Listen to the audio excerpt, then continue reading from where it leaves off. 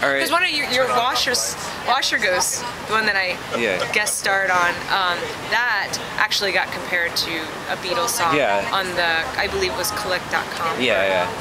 So I had no idea either. Yeah. I haven't, like, I was obsessed with the Beatles freshman year, and I haven't really been listening to them lately, except for on my vinyl record player, which I have up at school. So, do you partake in vinyl at all? I have vinyl. I don't have a player though. I've been in the market for one. I'm sure Target has one for really cheap. They do, but the problem is I've gone there several times, and I'm just like, oh man, $200. I could go buy a new guitar. So then I go buy a new guitar. Like, that's my problem. I have way too many guitars. Yeah. Well, you know. Yeah, you never have enough music. I have like 15 guitars. Really? You're like, whoa. Yeah. I thought I had a lot of instruments, but no, like my newest my instruments of obsession are definitely the ukuleles. I want to get a mandolin really badly. I love that sound. I want to get a Rogue online for $50 for the gig, and a couple of a gig bag, and a tuner, and you know, 3 instruction booklets, and really? like all for like $50. Oh, see, musician's friend. I would love that. It doesn't have to be big names. The only guitar right now of mine that I'm obsessed with is my Gretsch hollow body. I love that guitar. I'm gonna have to come over and jam on it. Yeah, like you would. You're not. I'm gonna have to like stay there because I know you'll be walking out with it, because it is one of those guitars that as soon as you have it in your hands, you're just like, okay, I'm happy in this moment. I don't want to leave. Like, I wish I could have it everywhere. Just strum around with it like Jack Black does in School of Rock, the whole thing. Just have it, like, I put it to the side when I'm getting my coffee. Yeah, just a rock, living my normal life. Yeah, like it's one of the greatest sounds ever. Like, you can do anything with it. That's the ukulele, sleigh bells. I'm obsessed with sleigh bells. I have to try that. Sleigh bells. I mean, just like that. Yeah. You should. We need to find a way to put that on one of your songs. It's actually on one of them. You can't hear it. It's on Sunny Surprise. Really? I do it with that when I play live. I have just this one that you hold it in your hand, so it's not like the. Actually, Clara. I thought it was like hanging on a string, you know, just shing shing. Clara came home. I heard her actually.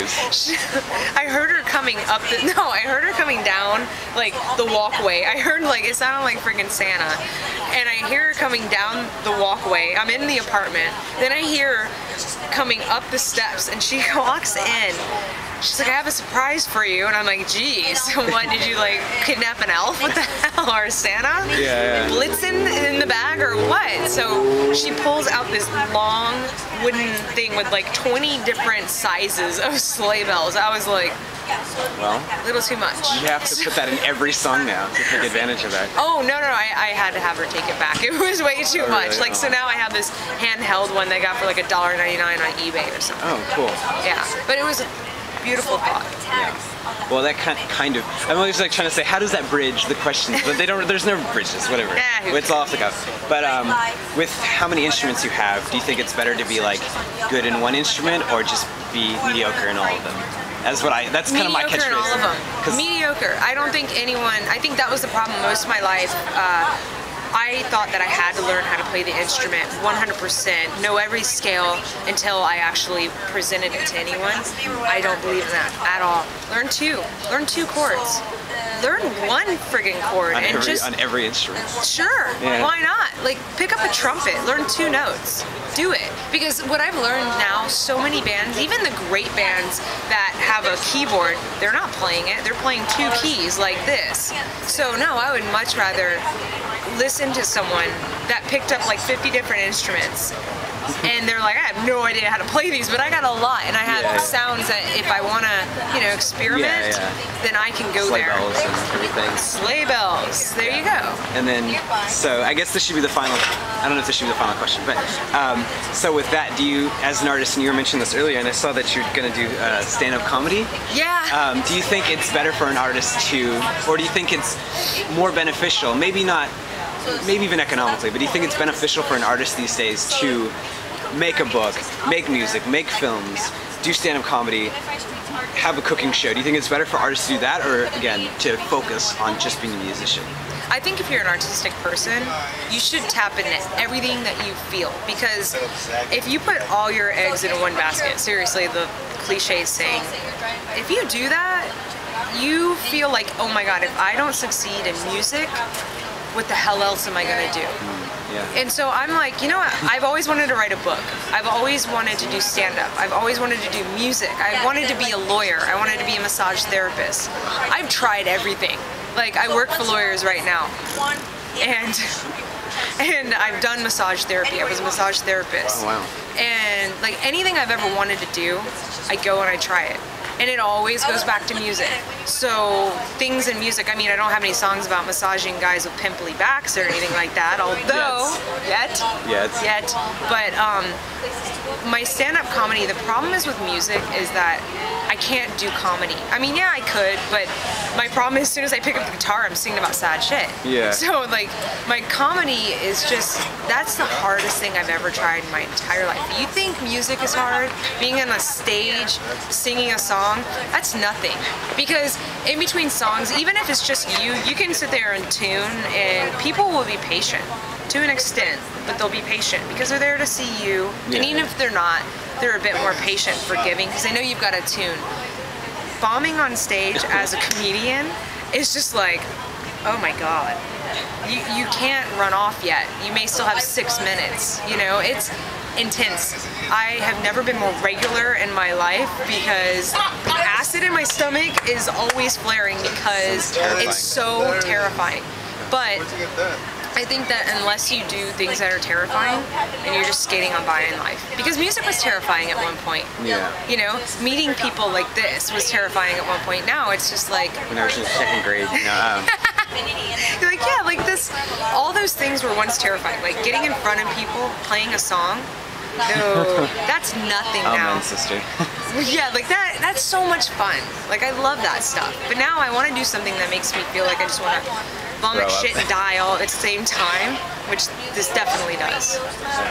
That sounds scary. You're like, that doesn't sound very appealing. It's not. Yeah, my comedy graduation gig is, I'm like, did you happen to see? Because I forgot. I saw it before. September 6th. And I'm not giving out the location. You have to contact me. That's my thing, because I have stalkers. Just kidding. Well. I hope I don't. I'm not much of a person to stalk. There's really, obviously, the interview you can see. So there's all the Elated Sob story fans who have watched this thing like 4 times, and that's my count on YouTube. 4. And that's about it. But no, like, September 6th. 4 stalkers.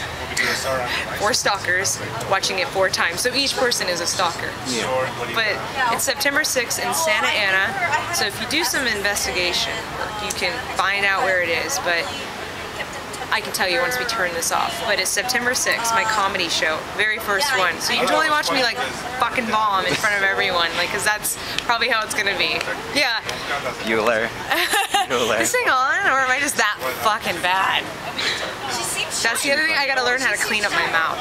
But yeah. You just be like Lewis Black. Like who? Lewis Black or George Carlin. Oh, push the envelope. That's what they keep telling us. Like, push the envelope, but don't be racist. And don't do sexist jokes, but push the envelope. I'm like, well, there just went all my material. So you're with that Ku Klux Klan lately. That's how you push the envelope. Final question. So, I'm aping your question. Any last words? Anything you want to tell us? All your stalkers? Go listen to Existential Hero. That is great. Go listen to the Elated Sob story. New album coming out, drops hopefully December 18th. Yeah, I guess all I'd have to say is, you know, honestly, thank you to everyone. Like, people that come back to the page, he's crying right now. People that come back to the page or even just say hi, you have no idea, like does that make you feel good? Like, yeah, it does. When people just, I like your music. Get specific, tell me what you like about it. Even if it's like, I don't like this, actually keep that to yourself. I don't fucking care. But no, like, that stuff, please just keep stopping by. Your voice is great, but I don't really care for your, no. I don't care for your face, but your voice, that's not so good either. No, I just have to say thank you. Major thanks.